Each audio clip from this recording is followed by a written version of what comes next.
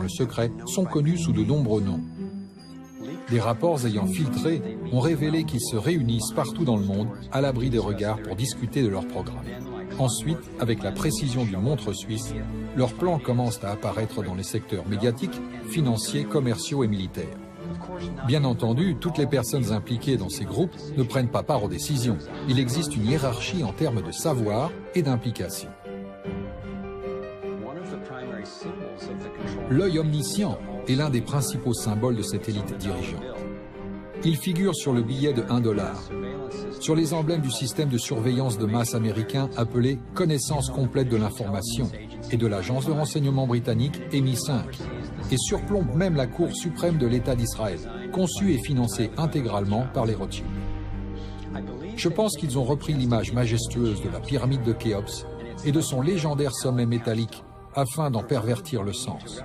Les personnes au sommet de la pyramide peuvent suivre et contrôler celles qui se trouvent au-dessous.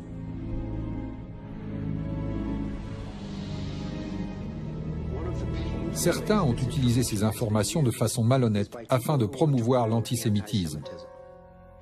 Ils prétendent, à tort, que ce programme est l'œuvre des Juifs et alimente un racisme permanent qui ébranle et détruit tant de vies. Que ce soit clair, ce programme n'est certainement pas l'œuvre des Juifs.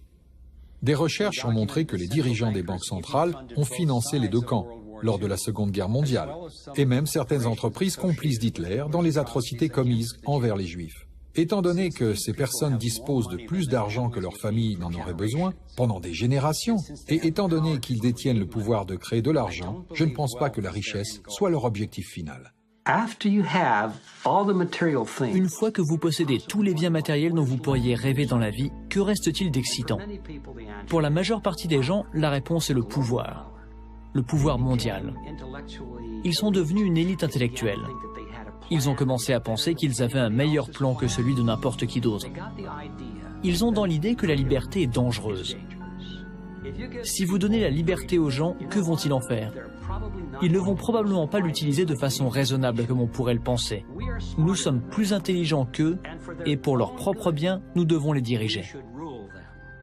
Petit en faillite pour une bouchée de pain. Parmi les banquiers qui ont consolidé leur richesse de cette manière, on trouve les Rothschild, les Rockefeller et les Morgan. Un scénario similaire s'est déroulé lors de l'effondrement financier de 2008, avec les mêmes banquiers tirant profit de la situation. Dans les années précédant cet effondrement, les plus grandes banques, notamment la Bank of America, Citigroup et Chase, contrôlées par les Rothschild, les Rockefeller et les Morgan, ont rassemblé et vendu des mauvais prêts dont ils savaient qu'ils ne seraient pas remboursés. C'est comme mettre des oranges pourries dans une boîte et les étiqueter qualité supérieure. Puisqu'ils ont été les premiers à avoir étiqueté les boîtes, ceux qui ont regroupé la dette étaient bien placés pour savoir qu'il ne s'agissait que d'une question de temps avant que quelqu'un n'ouvre cette boîte et ne découvre que son contenu était sans valeur. Lorsque les oranges pourries, c'est-à-dire les prêts douteux, les produits dérivés et les contrats d'échange sur défaillance ont été finalement découverts, tout le monde a été touché.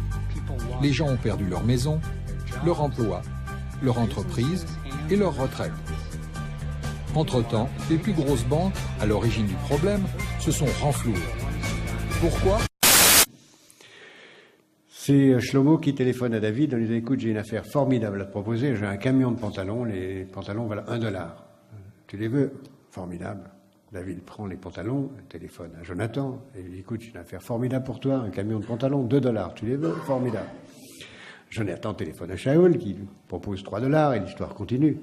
Jusqu'à ce qu'à un certain moment, Moshe téléphone à Christian et lui dit « J'ai une affaire formidable pour toi, des pantalons, $49. » Ah, formidable, 49, c'est formidable, je les prends. Le lendemain, Christian téléphone à Moshe en disant « Écoute, tu es vraiment un escroc. » « Comment je suis un escroc ?»« Mais si, écoute, tu m'as vendu $49, des pantalons immétables, qu'est-ce que tu racontes ?»« Qu'est-ce que tu sais très bien. J'ai ouvert le camion, il y avait des pantalons, il n'y avait qu'une jambe. Qu'est-ce que tu veux que je fasse avec des pantalons? Personne ne me met de pantalons qui a une jambe. » Tu n'as rien compris, c'est pas fait pour mettre, c'est fait pour acheter, pour vendre, pour acheter, pour vendre. Alors que j'en étais arrivé à accepter l'idée d'une élite dirigeante planifiant une domination mondiale, j'ai commencé à entendre ces mêmes personnes en parler publiquement et plus directement, sauf qu'ils l'appelaient le nouvel ordre mondial. Lorsque nous réussirons, parce qu'il ne fait aucun doute que nous réussirons, nous pourrons établir ce nouvel ordre mondial. Il s'agit d'un nouvel ordre mondial qui se caractérise par des défis significativement différents et radicalement nouveaux. Un nouvel ordre mondial peut être créé, il s'agit là d'une opportunité extraordinaire. On ira ensemble vers ce nouvel ordre mondial. Et personne, je dis bien, personne ne pourra s'y opposer. Visage à la mondialisation, tant de construire un nouvel ordre mondial.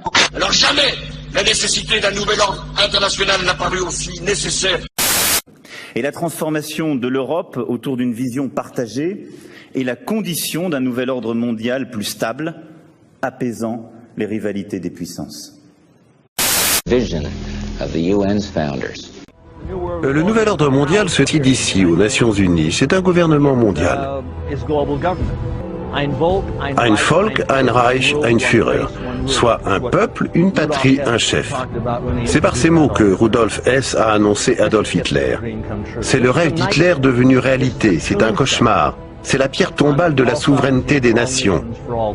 Ce bâtiment n'aurait jamais pu voir le jour sans l'aide de la Première et de la Seconde Guerre mondiale. Di un nuovo ordine mondiale fondato su giusti rapporti etici ed economici. Je crois que c'est l'un des Rothschild qui a dit un jour « Celui qui contrôle la monnaie d'une nation contrôle la nation ». Parce que lorsque vous contrôlez la planche à billets, lorsque vous contrôlez les devises, vous avez le pouvoir de dicter sa conduite au gouvernement qui réagit aux pressions financières. Jérusalem devenant capitale de la planète, qui sera un jour unifiée autour d'un gouvernement mondial. C'est un joli lieu pour un gouvernement mondial. Un nouvel ordre mondial semble être une grande idée. Mais je devais faire la distinction entre ce que j'avais découvert à propos de la domination mondiale, un gouvernement mondial unique dirigé par une petite élite, et la réalité de notre interdépendance mondiale, c'est-à-dire la prise de conscience qu'à un niveau fondamental et même spirituel, nous ne sommes pas séparés, nous sommes liés. Mais le programme relatif à la domination mondiale est l'exact opposé. C'est une stratégie du diviser pour mieux régner, destinée à nous opposer les uns aux autres, à nous faire penser que ce sont les démocrates ou les républicains, les libéraux ou les conservateurs qui représentent le problème, alors qu'en fin de compte, les deux clans servent les mêmes intérêts. Je crois que nous nous dirigeons vers une autorité mondiale totalitaire, en réalité une dictature militaire menée par une petite élite qui possède tout le pouvoir et établit toutes les règles. S'ils y parviennent, il n'y aura nulle part où s'enfuir, nulle part où se cacher. Pensez-y.